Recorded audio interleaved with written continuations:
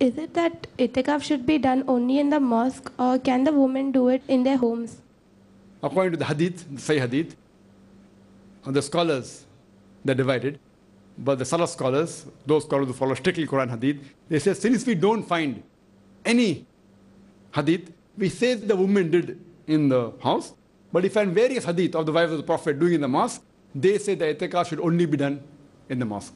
There are some scholars, especially some Indian scholars, who say that Ihthikaaf can also be done in the house, but there's no hadith which gives evidence for that. Therefore, the view of the scholars which believe more in the Quran than the Sahih hadith, they say the Ihthikaaf should only be done in the mosque. But unfortunately, it's a pity that I don't know of any mosque in Bombay which permits women to do Ihthikaaf. There may be, Allah Alam. I know there are several mosques which do allow women to offer salah in the Taraweeh. They have for Taraweeh, but they don't have for Jummah Salah. It is weird. See, Taraweeh is not a fard. Jummah Salah is a fard. I know they give the argument that because the mosques are so less and the men, where will they go to pray? So it is weird. More important should be Jummah Salah, which is again not fard for the women to come, but it's more important than Taraweeh.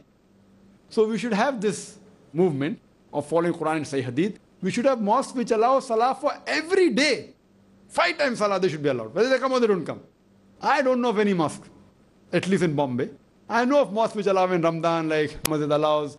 There is a Ahle Hadith Bengali Masjid that allow in Jummah. Alhamdulillah, I was shocked, I came to know. But only 20 women come. That also because close to Ramadan. Why? We should encourage this, that they should have 5 times Salah whether they come or they don't come. And if a woman wants to do Ihthikaaf, I don't know of any mosque. Wallah, I don't know in Bombay. Maybe Allah Alam.